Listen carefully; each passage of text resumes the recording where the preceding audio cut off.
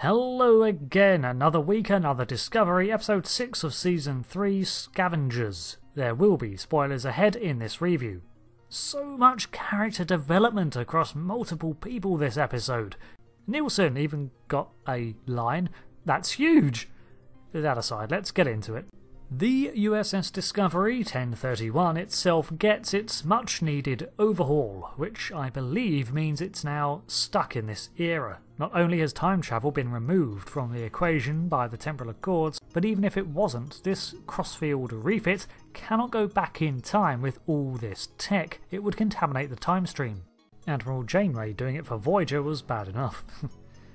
From the smaller shots we get to see, the Aztecing patterns of the hull have been altered, the deflector upgraded from the TOS-style satellite dish to the embedded one, and most notably, the nacelles are like my grasp of reality and have been readily detached. They have gone from their angular square design to a slightly less angular triangle design. Internally, they mention how their systems have effectively been completely overhauled, but kept to look the same for ease of transition for the operators of the vessel. A conceivable and practical choice for both in-universe lore and real set design.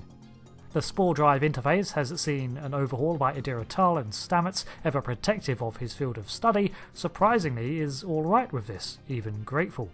So, of course, now I want the answer to two questions. 1. How up-to-date is Discovery compared with the rest of the fleet? The programmable matter limits are not yet defined, but with such an extensive refit in just a few weeks, the tech seems extremely valuable. And question 2, how has this affected the Sphere data's emerging AI? Was the computer itself altered, or just the interfaces? We also learn that the comm badges, now tri-badges, of 3189 have not only acquired the properties of the previously seen personal transporters, but are also pads and tricorders. Nice. It continues the evolution of the comm badge from communicator, locator, universal translator to an all-in-one device. Stamets and Adira draw closer as he recognises her gifted skills. I would go on into an in-depth analysis of why Stamets identified with the awkward young genius with over 700 years worth of experience, but Culber does that for us. So I'm glad that Adira opened up to him concerning the manifestation of Grey, and Stamets suggests it's because she is so closely attached to the prior host, which seems likely. I do think it's building to a tragic farewell. If not for some biological reason, it's not overly healthy to exist in the past, even if it seems like Grey is present in person. Everything we know about Trill says he can't be, but Stamets is hardly an authority on Trill, so his kindly advice may serve to make the goodbye even harder when it comes. What is going on with Georgiou though? We noticed her space out at the end of last episode, and it was definitely more than her just being lost in thought. I suspected that she may have made some arrangement with the Cronenberg, but she seems to be at a loss as to the cause. We did have that throwaway line about how Terran Universe humans had a chimerical gene that made them more aggressive, and I'm wondering if this has been corrected in her. Maybe her freezing up is a form of PTSD being brought about by a reassertion of some deeper compassion that she was lacking? Whatever the cause, she seems to be reliving the death of someone important to her life back from her time in the Mirror Universe, this son. She seems to be trying to stop the bleeding and trying to keep whoever this is alive, so either this is a repressed memory that's surfacing, or one that she previously had no issues with. It could also be someone trying to read her mind or something, sifting for this information. Saru's misgivings about Burnham come to a head in this episode, and I'll be honest, I'm surprised by the direction they are taking Michael's character.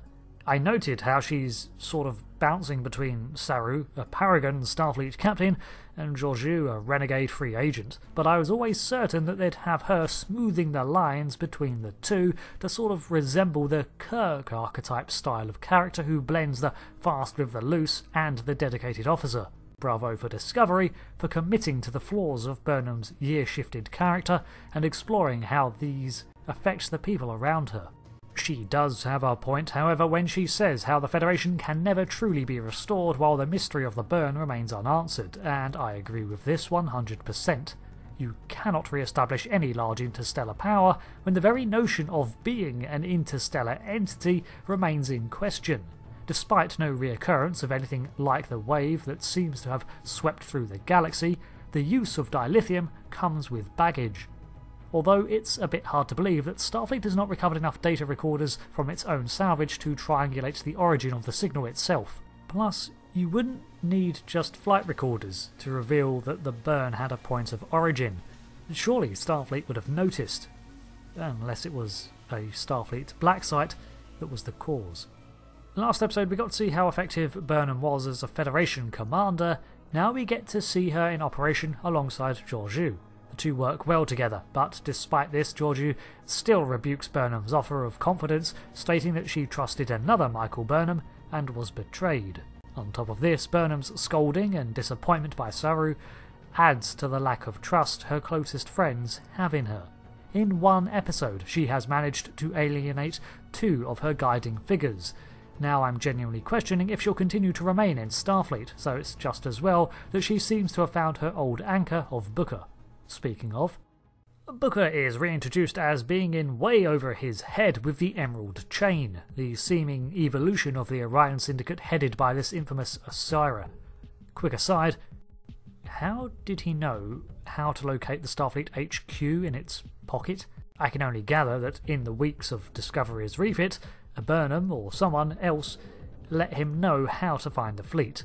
So Book seems to be trying to escape from the chain along with this Andorian Rin. But it's really not going well. Booker seems to continue to remain defiant and unbroken by the slavers. Then again, he's only been there for a couple of weeks, unlike Rin, who's been destroyed by the chain. More so than the severance of his antennae, which can grow back eventually. The real act of villainy was to make him a part of the system that kept them all enslaved.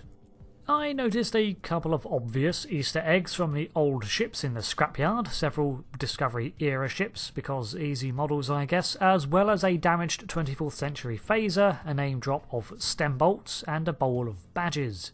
Linus provided actual comedic relief this episode. It's not often that Discovery gets me to make an actual hearty laugh. Usually it's a chuckle at most, unlike Lower Decks. But his random and failing use of the personal transporter function was a hilarious gag that paid off well at the end, interrupting the emotional tension between Burnham and Book. That and Tilly's interactions with Grudge, as well as that cat's introduction, I loved it.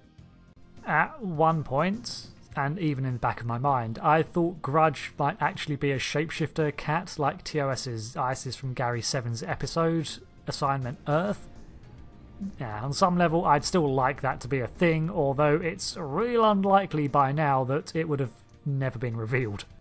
So there's my impression and review of episode 6 of Discovery. My opinion hasn't changed of this series, and that's good because it's been a steady improvement, and with a storyline that I'm engaged with, even more than the whole Red Angel thing which I began to disengage with when the AI got involved.